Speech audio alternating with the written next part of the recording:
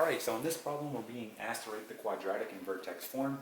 So this is very similar to the last problem that we did. However, in this example, a is not equal to 1. Right? In our last example, a was equal to 1. So in this particular example, it's going to be a little bit more work, but essentially you're going to be doing the same thing. Okay? So if you want to write a quadratic in vertex form, and it's given to you in standard form, you're going to have to complete the square in order to do this. Alright, so again, if you do not know how to complete the square, please watch my other videos where I cover this. Okay, so just like the last video, we're going to go ahead and take our quadratic and set it equal to 0. Okay, so doing that we get the following. So 2x squared minus 5x plus 2 equal to 0. Now, when you complete the square, you have to be in the following format. You have to have x squared plus or minus bx. Okay, so we have to get rid of this positive 2. In order to do that, we're going to subtract 2 on both sides. So we get 2x squared minus 5x equal to negative 2. Okay. However, we are still not in this form, right? I'm looking at this part right here. Notice that I have this 2 here. Okay. We need to take that 2 out, meaning we're going to have to factor it out so that we're in this form. So I'm going to factor out this 2, and when I do that, I get the following. I get 2, and then in parentheses, x squared. And now, watch what happens here. I'm going to get negative 5 over 2x, and then close parentheses.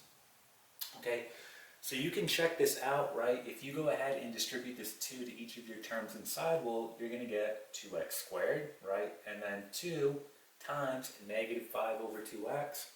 Well, the 2's just cancel, right? And you're going to be left with negative 5x. Okay, so that's how that works out there. And then we're going to get equal to negative 2. Alright, so looking at this part right here, we are now in the correct format, right? So I have x squared minus bx. I have x squared minus 5 over 2x, right? This 5 over 2 is my b. So we're in the correct format. Now we can complete the square. And we do that by adding b over 2 squared on each side. Alright, so that's exactly what we're going to do here. So rewriting this, we get 2, and we're going to get x squared minus 5 over 2x. So again, my b here is negative 5 over 2. So I have plus, and then in parentheses, negative 5 over 2. That's my b. And then divided by 2 squared, and then close it with parentheses. Okay, continuing on, we get equal to negative 2. And now remember, what you do to one side, you have to do to the other. So I added, right, my b over 2 squared on this side. I also have to do it on this side. However, be careful because technically, right, you're not just adding b over 2 squared on this side.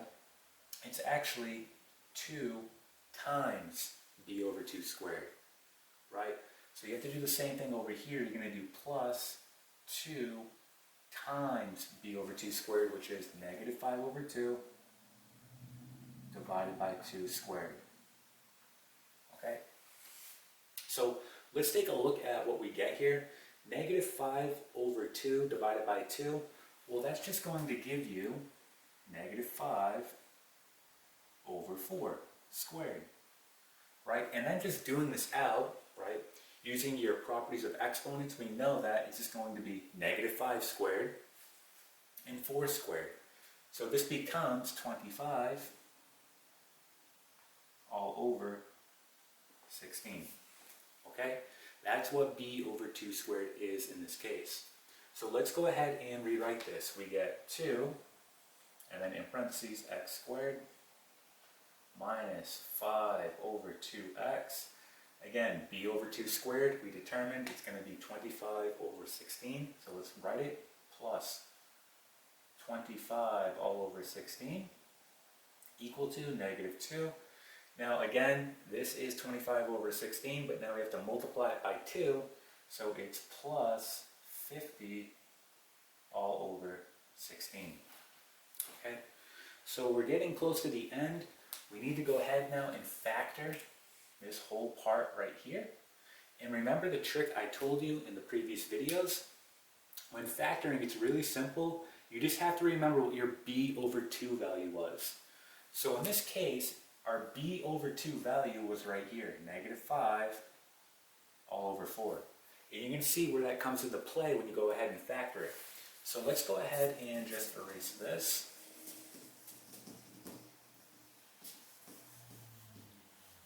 Okay, get rid of that. And then we want to go ahead and factor this part, so I'm going to write 2. So 2.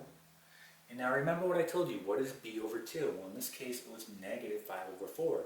So when I factor it, all I have to do is the following. I write x, my variable, and then whatever b over 2 was. In this case, it was -5 over 4, and then just square it. Okay? And that's it. This is completely factored now, right here. Okay, so if you were to go ahead and use FOIL on this, it would expand out into what you see here. Okay, so that's a trick you can use when factoring it. And now we just want to go ahead and clean up this side here. So we're going to have equal to, so we have -2 plus 50 over 16. We need to get a common denominator. So we have -2 plus 50 all over 16. An easy way to do this, we know that this is really over 1. Simply multiply your denominators. That will give us 16, right? 1 times 16, 16. Then you say to yourself, what did you multiply this by in order to get 16? You multiplied by 16. So 16 times -2 is -32. Okay, then you say to yourself, what did you multiply this by in order to get 16? Well, you multiply by 1. So 1 times 50 is 50. Okay, and then just cleaning up our numerator, we're going to get 18 all over 16. And we can actually reduce this, right? We know that 2 goes into 18 9 times. And 2 will go into 16 8 times. Okay, so we just cleaned this whole part up right here. And we got 9 over 8. So I'm going to write 9 over 8 here. Okay, now our last step. Okay, if we look at what a quadratic looks like in vertex form, right? This 9 over 8, that's going to be my k value, right? So what do I need to do? I have to go ahead and subtract this over. So now I'm going to get 2 and then x minus 5 over 4 squared minus 9 over 8 all equal to 0. And now I can write my final answer. Okay, so I'm going to write f of x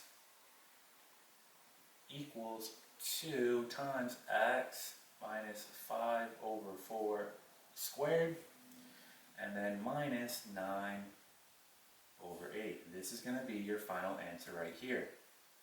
Okay, so here it is in vertex form. Okay, so that's how you write a quadratic in vertex form when it's given to you in standard form. Alright, and that is it.